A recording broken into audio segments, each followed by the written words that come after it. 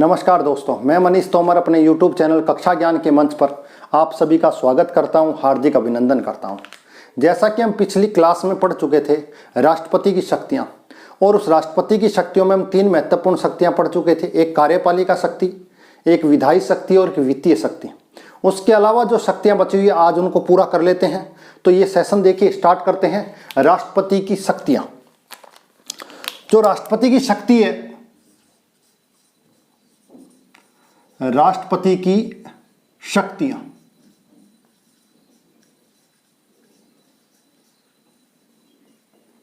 तीन प्रकार की शक्ति हम पढ़ चुके थे, ध्यान रखिएगा। आज उससे आगे की क्लास स्टार्ट करते हैं और अन्य जो शक्तियां उन पर चर्चा करते हैं। पहले जो शक्ति आती है वो आती है न्यायिक और सैन्य शक्ति।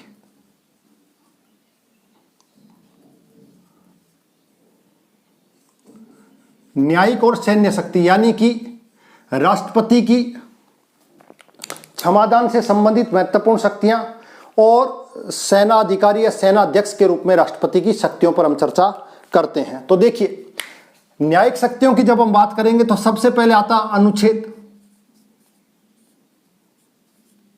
53 की धारा 2।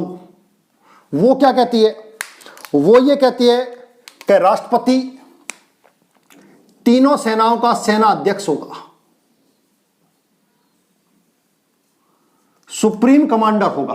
क्या होगा? सुप्रीम कमांडर होगा। तीनों सेनाओं के अध्यक्षों की नियुक्ति कौन करेगा? राष्ट्रपति करेगा। राष्ट्रपति करेगा। जब भी कभी युद्ध होगा, उस युद्ध की घोषणा कौन करेगा?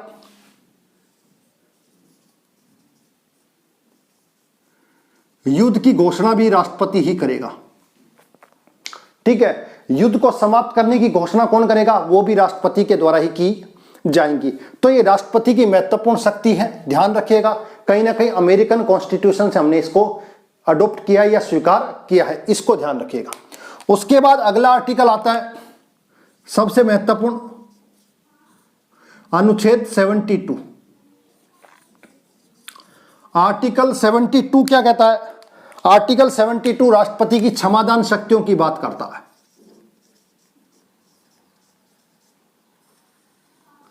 क्षमादान शक्ति। अब क्षमादान शक्ति किस रूप में होगी? अगर किसी व्यक्ति ने संघ के विरुद्ध में कार्रवाई की है, संघ विरुद्ध या संघ की विरुद्ध जो विधि है उसके विरुद्ध अगर कोई कार्य किया है तो उसके खिलाफ कोई कार्रवाई होगी, उस पर क्षमा दी जा सकती है। दूसरा,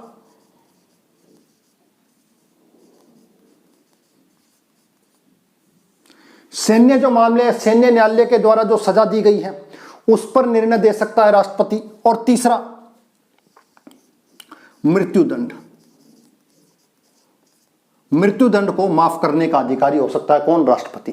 तो राष्ट्रपति संघ की विधि के विरुद्ध किसी ने कार्य किया है तो साथ साथ में सैन्य न्यायालयों के द्वारा जो सजा दी गई है उसके विरुद्ध और मृत्युदंड के विरुद्ध अपनी क्षमादान याचिका जो शक्ति है उसका प्रयोग राष्ट्रपति के द्वारा किया जा सकता है। इसको ध्यान रखिएगा। तो पहली तो क्षमादान शक्ति हो गई। दूसरी इसी में शक्ति है जिसे परिहार कहा जाता है। परिहार के अंदर जो सजा दी गई है उसकी प्रकृति में कोई बदलाव नहीं होता, जबकि उसकी अवधि में बदलाव किया जा सकता है। यानी कि किसी भी व्यक्ति को सश्रम कारावास है तो सश्रम कारावास को नहीं बदला जाएगा, लेकिन सश्रम कारावास 5 वर्ष के लिए, कठोर कारावास 5 वर्ष के लिए, तो 5 वर्ष को 3 वर्ष किया जा सकता है। यानी कि उसकी अवधि को कम किया जा सकता है।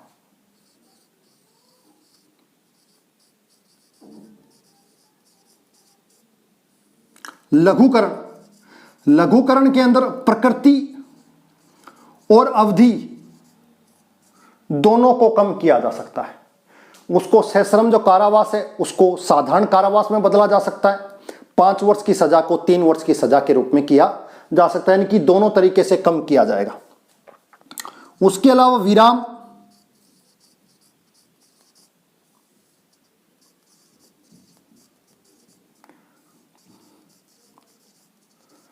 विशेष परिस्थिति वाले जो लोग होंगे, महिला या कोई विकलांग होगा, उस स्थिति में उसकी सजा को क्या किया जा सकता है, एक बार विराम लगाया जा सकता है। समझ में आ गई बात? कुछ समय के लिए उसकी सजा को रोक दिया जा सकता है। विपरीत परिस्थिति, विकलांग कोई व्यक्ति हो, महिला कोई प्रेग्नेंट हो, उस स्थिति में। और लास्ट और अंतिम, निलंबन।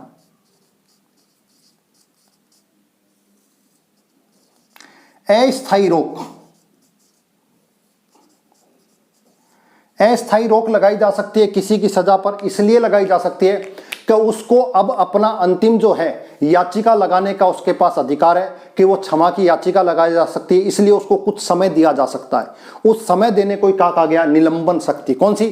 तो राष्ट्रपति के पास ये 5 अथॉरिटी है। क्षमादान करने की शक्ति सैन्य इनके विरुद्ध, मृत्युदंड को माफ करना, केवल देश में एक ही व्यक्ति है जो मृत्युदंड को माफ कर सकता है, कौन? राष्ट्रपति। राज्यपाल ऐसा नहीं कर सकता, राज्यपाल क्षमा को कम कर सकता है लेकिन मृत्युदंड को माफ नहीं कर सकता। दूसरा, राज्यपाल सैन्य जो मामले हैं उन पर कोई सजा का प्रावधान नहीं, राज्यपाल केवल राज्य सूची के विषय पर किसी ने कुछ काम किया है उसकी जो सजा है उसको कम करने की अथॉरिटी रखता है, ध्यान रखिएगा। परिहार, प्रकृति नहीं बदलती, अवधि कम की जा सकती है। लघुकरण, प्रकृति और अवधि दोनों में। विराम, विशेष परिस्थितियों में महिला और विकलांग को। और निलंबन, अस्थायी रोक। ये आपको पता होनी चाहिए आर्टिकल। इसके बाद आर्टिकल आता है 103। 103 क्या कहता है?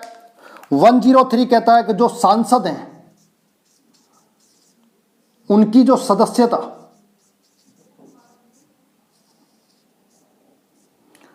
अब किस आधार पर सदस्यता, अगर उन्होंने चुनाव में क्या किया है, भ्रष्टाचार किया है, भ्रष्टाचार किया है चुनाव प्रणाली में, तो चुनाव आयोग के परामर्श पर सांसदों की सदस्यता को समाप्त किया जा सकता है। राष्ट्रपति के पास अथॉरिटी है लेकिन आधार क्या है, चुनावी प्रक्रिया में अगर भ्रष्टाचार किया है सांसद के द्वारा तो उसकी सदस्यता को समाप्त किया जा सकता है। किसके परामर्श पर? चुनाव आयोग के परामर्श पर। ऐसा कौन कर सकता है? तो राष्ट्रपति कर सकता है। उसके बाद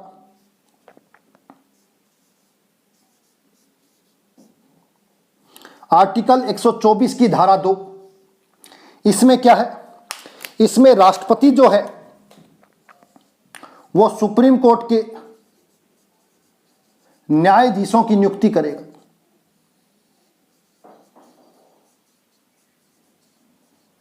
सुप्रीम कोर्ट के न्यायाधीशों की नियुक्ति, लेकिन किसकी सिफारिश पर? कॉलेजियम की सिफारिश पर। यह ध्यान रखिएगा, अपनी मनमर्जी से नहीं कर सकता। कॉलेजियम ने जो नाम सुझाए उन्हीं नामों में से किसी एक को क्या बना सकता है? मुख्य न्यायाधीश, और अन्यों को न्यायाधीश की जो सिफारिश की गई तो न्यायाधीशों की नियुक्ति राष्ट्रपति के पास है। इसी में ध्यान रखना है आर्टिकल 217, इसके अंदर हाई कोर्ट। कौन सा? हाई कोर्ट के न्यायाधीशों की नियुक्ति भी कौन कर सकता है? राष्ट्रपति करेगा, और उनकी भी सिफारिश किसके द्वारा की जाएगी? कॉलेजियम के द्वारा की जाएगी। ये आपको पता होना चाहिए। उसके बाद लास्ट और अंतिम आता है अनुच्छेद 143। ये 143 क्या है? तो पहले तो ध्यान रखना कनाडा से व्यवस्था ली गई है, और दूसरा क्या है? सुप्रीम कोर्ट से परामर्श। राष्ट्रपति को ऐसा लगता है कि कोई ऐसा विषय है जिस पर मुझे सुप्रीम कोर्ट से राय लेने की आवश्यकता है, तो वो क्या ले सकता है? राय ले सकता है। ध्यान रखिएगा, परामर्श है तो सलाह है, और सलाह कभी क्या नहीं होती? बाध्यकारी नहीं होती। पहली चीज ध्यान रखिएगा। राष्ट्रपति मांगने के लिए जरूरी नहीं राष्ट्रपति मांगे, राष्ट्रपति ने मांग लिया है, जरूरी नहीं है सुप्रीम कोर्ट दे, और सुप्रीम कोर्ट ने अगर दे दिया है तो जरूरी नहीं है राष्ट्रपति उसको स्वीकार करे। क्यों? क्योंकि सलाह और मशवरा है, सलाह और मशवरा केवल मार्गदर्शन का काम करता है, जरूरी नहीं है वो बाध्यकारी हो। समझ में आ गई बात? एक चीज ध्यान रखना। और अगर सुप्रीम कोर्ट इस बात को स्वीकार कर लेता है तो ध्यान रखिएगा 5 सदस्य पैनल बनता है और न्यायाधीशों का, और वो क्या करेगा? राष्ट्रपति को क्या करेगा? सलाह देगा, ये ध्यान रखिएगा, ठीक है, ये ध्यान रखिएगा। तो ये व्यवस्था की गई है 143 के अंदर। सुप्रीम कोर्ट से सलाह ले सकता है कौन? राष्ट्रपति। राष्ट्रपति मांगेगा तो सुप्रीम कोर्ट देगा, चलाकर सुप्रीम कोर्ट नहीं देगा। इसी तरीके से एक मृत्युदंड की व्यवस्था और ध्यान रखिए, यह जो मृत्युदंड है इस पर भी चलाकर राष्ट्रपति नहीं दे सकता। राष्ट्रपति के पास कोई याचिका आएगी तब राष्ट्रपति उस पर क्या देगा? निर्णय देगा। ऐसा नहीं है कि चलाकर अपनी तरफ से कोई निर्णय मांग लिया जाए। तो इस चीज को आपको थोड़ा सा ध्यान रखने की आवश्यकता है। ये राष्ट्रपति की न्याय और सैन्य शक्तियां आपको दिख जाएगी। इसके बाद राष्ट्रपति की जो महत्वपूर्ण शक्तियां हैं उन शक्तियों को कहा जाता है आपातकालीन शक्ति। आपातकालीन शक्तियां,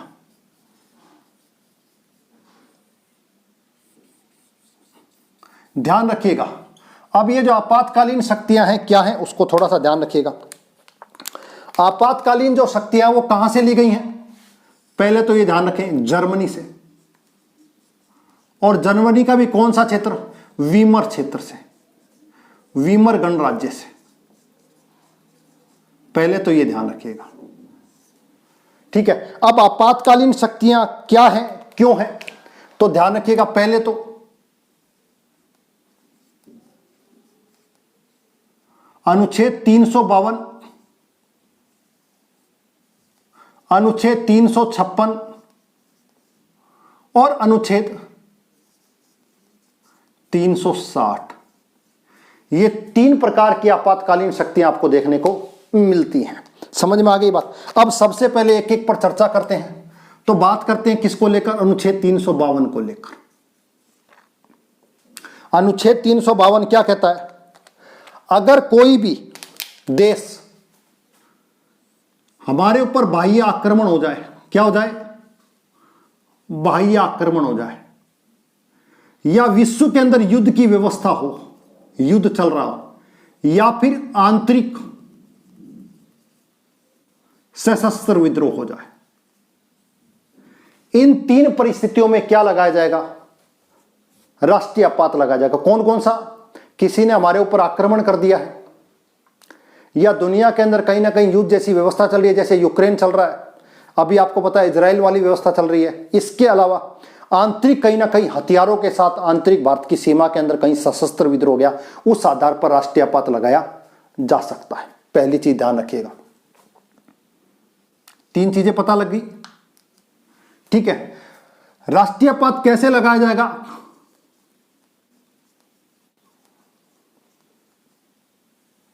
मंत्रिमंडल की सिफारिश पर, और सिफारिश कैसी? लिखित सिफारिश। ये सब चीजें 44वें संविधान संशोधन में बदली गई है। मैं फिर बता रहा हूं, यहां पर भी 44 और यहां पर भी 44। पहले लिखित नहीं था, पहले ये था। पहले आंतरिक सशस्त्र विद्रोह नहीं था, आंतरिक अशांति था। 44वां संविधान संशोधन 1978 के द्वारा इसमें बदलाव कर दिया गया। तो इसको थोड़ा सा याद रखिएगा। मंत्रिमंडल की लिखित सिफारिश पर। अगला, जब राष्ट्रीय आपात लगता है तो 2 माह में संसद की स्वीकृति,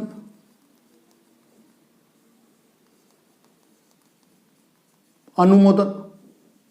प्रारंभ में किया गया था, वर्तमान में कितना है? 1 माह। और ये जो 1 माह, ये भी कब किया गया? 44वें संविधान संशोधन से। उससे पहले 2 माह था कि 2 महीने के अंदर संसद का अनुमोदन लेना पड़ेगा, और उसको 44वें संविधान संशोधन से क्या कर दिया गया? कम कर दिया गया। 2 माह की जगह 1 माह में संसद का संशोधन करना पड़े, अनुमोदन लेना पड़ेगा। इसके अलावा क्या चीज और हो सकती है? जब राष्ट्रीय आपात लग गया तो कितने समय के लिए लगाया जा सकता है? इसको थोड़ा सा ध्यान रखिएगा। प्रारंभ में क्या था कि एक बार लग गया तो अनिश्चित समय के लिए। वर्तमान में क्या है? एक बार में 6 माह, लेकिन अधिकतम हो सकता है अनिश्चित काल। प्रारंभ में एक बार लग गया तो अनिश्चित काल तक लगा रह सकता था। फिर कह रहा हूं 44वां संविधान संशोधन, कौन सा? 44वें संविधान संशोधन में फिर परिवर्तन किया गया। और क्या किया गया कि एक बार जब लगाया जाएगा वो 6 महीने के लिए लगाया जाएगा, बाद में 6-6 महीने की बार बार इसमें बढ़ोतरी की जा सकती है संसद के अनुमोदन से, और उसे निश्चित काल तक के लिए लगाया जाता रहेगा। यह व्यवस्था 44वें संविधान संशोधन के द्वारा की गई है, स्पेशल बता रहा हूं मैं आपको। इसके अलावा जब आप बार बार 44वां संविधान संशोधन पढ़ रहे हो तो एक ध्यान रखिएगा, अनुच्छेद 20 और 21 निलंबित नहीं होंगे।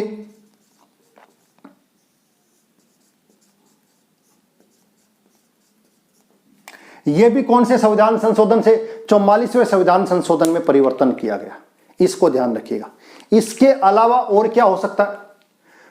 44वां संविधान संशोधन में यह कहा गया कि जो राज्यपात लगाया जाएगा उसकी न्यायिक समीक्षा की जा सकती है। क्या की जा सकती है?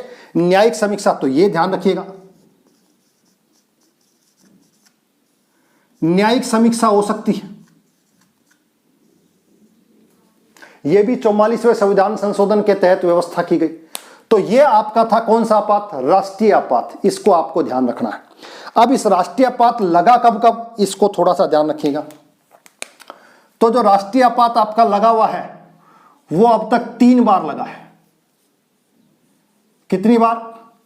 3 बार लगा है। फर्स्ट बार 1962, सेकंड 1971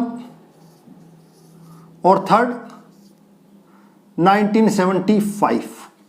पहली चीज ये ध्यान रखिएगा, 3 बार लगा हुआ है।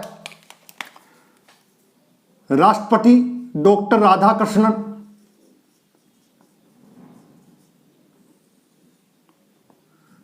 वीवी गिरी और फखरुद्दीन अली अहमद।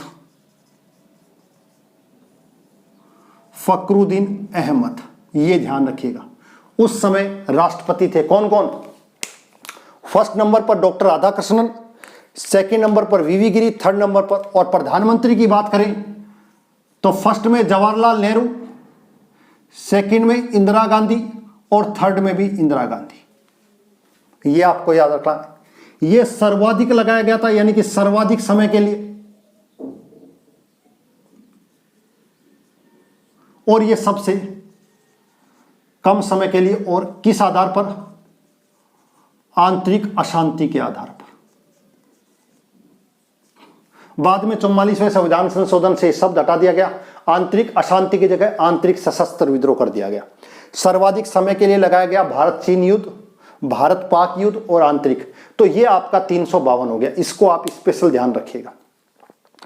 उसके अलावा बात करते हैं आर्टिकल 356 पर। 356 कब लगाया जाता है?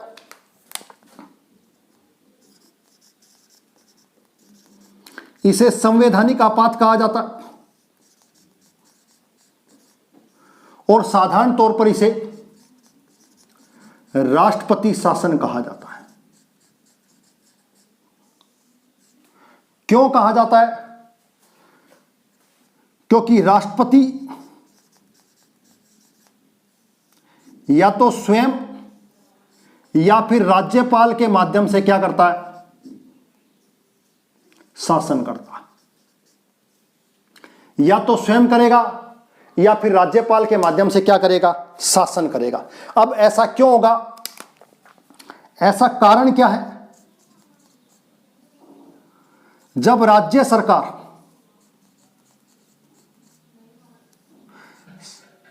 गैर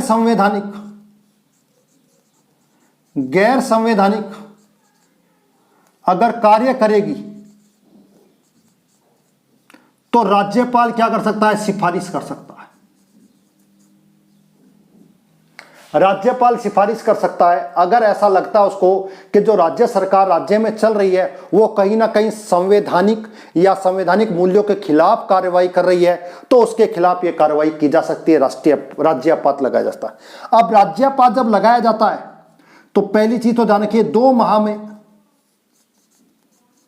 संसद का अनुमोदन। पहली चीज। दूसरी, जैसे ही राज्यपात की या राष्ट्रपति की घोषणा होती है तो विधानसभा क्या हो जाती है, विधानसभा निलंबित हो जाती है।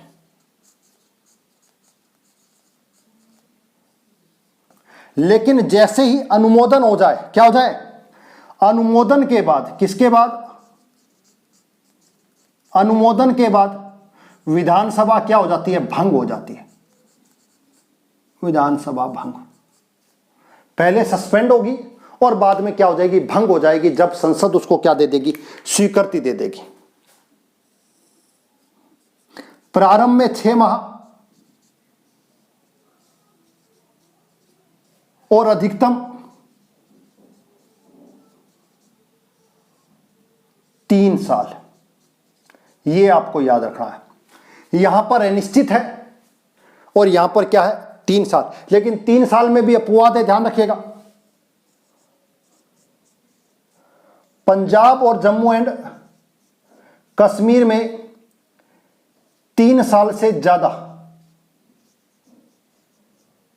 ज्यादा समय के लिए क्या लगाया गया, राष्ट्रपति शासन लगाया गया है। वहां पर कुछ नियमों में क्या किया गया, संशोधन किया गया और इस व्यवस्था में परिवर्तन किया गया। विशेष परिस्थिति में 3 साल से बढ़ाकर कितना कर दी, और निश्चित काल तक के लिए कर दी गई। तो यहां पर 3 साल से ज्यादा लगाया गया, कहां पर, पंजाब के अंदर, जम्मू एंड कश्मीर में। पहली चीज ध्यान रखिएगा। इसके अलावा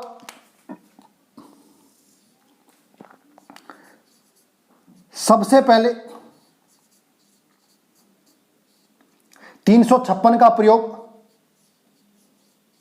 पेप्सू यानी कि पंजाब के लिए किया गया 1951 में। पहले ध्यान रखिएगा, पंजाब राज्य नहीं था, पटियाला स्टेट ऑफ था, तो उसके अंदर लगाया गया सबसे पहले देश में, ठीक है। और पंजाब की एक खासियत रखेगा, सर्वाधिक समय के लिए। पंजाब में राष्ट्रपति शासन कब तक लगाए, सर्वाधिक समय के लिए लगाए। पहली चीज ध्यान रखिएगा। अपर हम पढ़े कि सर्वाधिक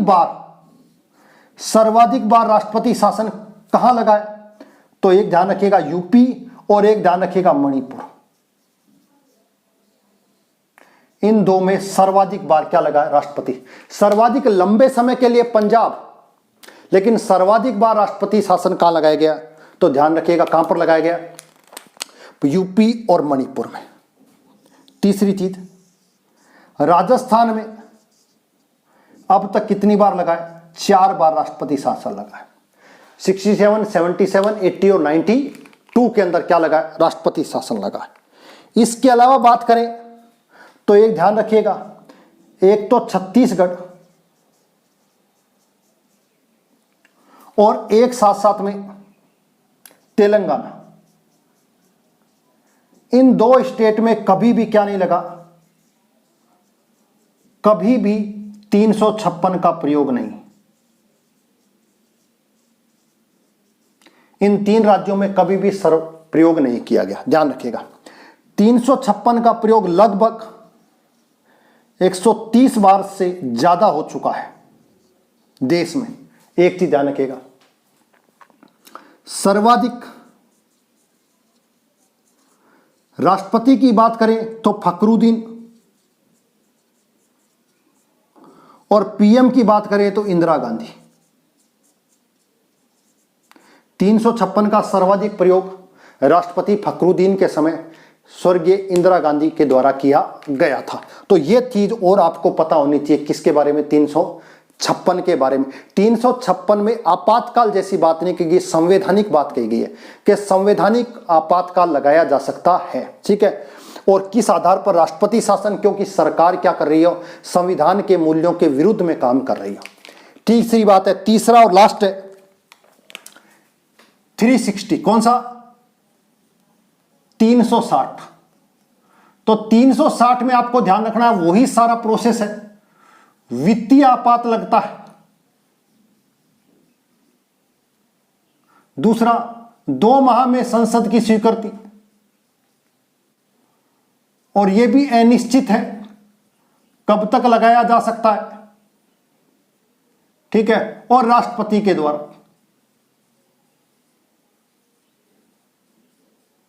ये भी ध्यान रखिएगा।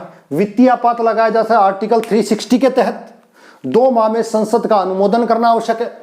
अनिश्चित समय तक के लिए लगाया जा सकता है और राष्ट्रपति की घोषणा के द्वारा इसको लगाया जाएगा मंत्रिपरिषद की सिफारिश पर। समझ में आ गई बात। इस आधार पर ध्यान रखिएगा 356 में राज्यपाल सिफारिश कर रहा है और 352 और 360 के अंदर मंत्रिपरिषद सिफारिश कर रही है। इसको थोड़ा सा ध्यान रखिएगा, ठीक है। इस आधार पर क्या लगाएगा, वित्तीय आपात देश में एक बार भी अब तक नहीं लगा है। तो ये राष्ट्रपति की आपातकालीन शक्ति थी और रे राष्ट्रपति की न्यायिक और सैन्य शक्ति हमने पढ़ी। आज के लिए इतना टॉपिक काफी है, इसको देखिएगा, पढ़िएगा और अगर इसमें और कुछ महत्वपूर्ण चीजें हैं तो उसको देखिएगा। ये आज की क्लास आपके लिए बहुत ही महत्वपूर्ण है। इसमें आपको इतने सारे क्वेश्चंस पुटअप होते हैं जो एग्जाम्स में बार बार आपके एग्जाम्स में पूछे जाते हैं और कहीं ना कहीं से इससे 1 या 2 क्वेश्चन आने की हमेशा संभावनाएं आपकी बनी रहती है। न्यायिक और सैन्य शक्तियों के बारे में हमने चर्चा करी और साथ साथ में आपातकालीन शक्तियों के बारे में। इसके अलावा शक्तियां का टॉपिक लगभग समाप्त हो चुका है। अब एक लास्ट टॉपिक पढ़ेंगे हम जिसमें राष्ट्रपति की जो बची हुई चीजें हैं उन सबको एक साथ क्या करेंगे, हम जोड़ लेंगे और बचा कुछ के लिए एक क्लास और एक्स्ट्रा बना लेंगे। तो आज के लिए क्लास काफी है, आप इसको देखिएगा, पढ़िएगा, 1 बार 2 बार और देखिएगा। और अगर ये कंटेंट आपको अच्छा लगा है तो इस चैनल को लाइक, शेयर और सब्सक्राइब जरूर कीजिएगा। आज की क्लास के लिए बहुत बहुत आपको धन्यवाद।